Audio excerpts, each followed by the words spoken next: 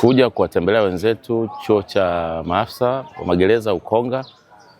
Lengo hasa ilikuwa ni kuwapa elimu kuhusu masuala mazima ya usajili wa biashara pamoja na masuala ya leseni, na hiyo inajumuisha pia masuala ya hataza, alama za biashara na alama za huduma. Kimsingi sisi kama BRELA watu wote ni wateja wetu, na kwa vile hiki ni chuo cha maafisa ambao wapo kwenye mafunzo, tunaamini kabisa wanapopata mafunzo haya, kwanza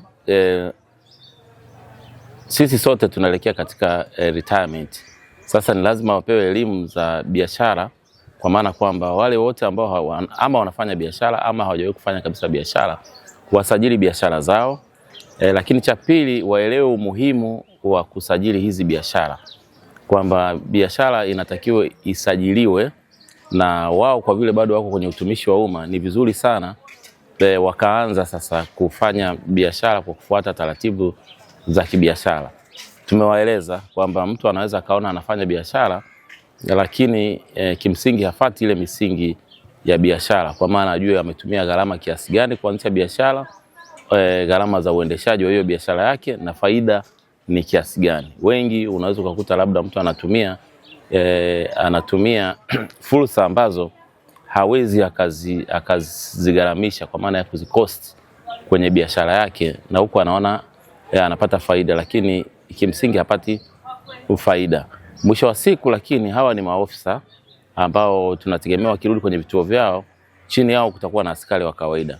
Hivyo tunaamini kabisa wanaporudi kwenye vituo vyao watasambaza elimu hii kwa askari wa kawaida, ili sasa na hawa askari wa kawaida wapate uelewa sasa ni nini ambacho BRELA tunakifanya kama taasisi katika kuhakikisha biashara hata zile ambazo sio rasmi wanaziingiza katika mnyororo wa kuzirasimisha, ili mwisho wa siku biashara zile ziweze kufuata misingi ya kibiashara. Kwenye kozi hii tumeona wapate elimu hii, na baada ya BRELA kukubali kuja kutoa elimu hiyo ambayo itawasaidia kama viongozi masuala yanayohusiana na kusajili shughuli za biashara, lakini kwenye miradi mbalimbali, ili wanapokuwa kwenye vituo vyao wasifanye miradi au kuendesha biashara kinyume na taratibu. Kwa tuna imani elimu hiyo itawajengea uwezo wa usimamiaji, lakini uanzishaji wa miradi mbalimbali, na hata kama baada ya kustaafu elimu hiyo wataendelea kuitumia, ili wanapofanya shughuli zote zinazohusiana na uwekezaji basi wafuate taratibu na sheria zinazoongoza shughuli hizo. Hii ni kozi ambayo inajumuisha advanced course pamoja na JOS course yenye wanafunzi jumla 659 kwa ujumla. Lakini ukiachana na hilo, tuna wanafunzi kutoka Zanzibar ambao wamejumuika hapa. Kiitifaki mimi ni mratibu wa mafunzo kwenye kozi hii inayoendelea hapa kwa sasa. Kimsingi huwa tunajitahidi kuwaomba baadhi ya mashirika na watu taasisi kutoka nje kwa ajili ya kushiriki nasi kwa maana ya kutoa elimu. Mojawapo ni nyie BRELA. Tumepokea mafunzo mazuri kutoka kwa wakala anaoitwa BRELA. Ni wakala ambao unahusiana na usajili wa biashara mbalimbali na utoaji wa leseni.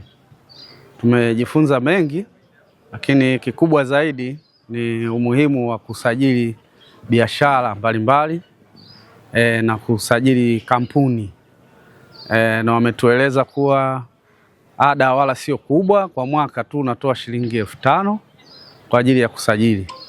Kwa hiyo ni muhimu sana kuliko watu wengine wanakuwa na biashara zao au kampuni zao hazijasajiliwa. Kwa mujibu wa sheria, kampuni au biashara yoyote inatakiwa isajiliwe.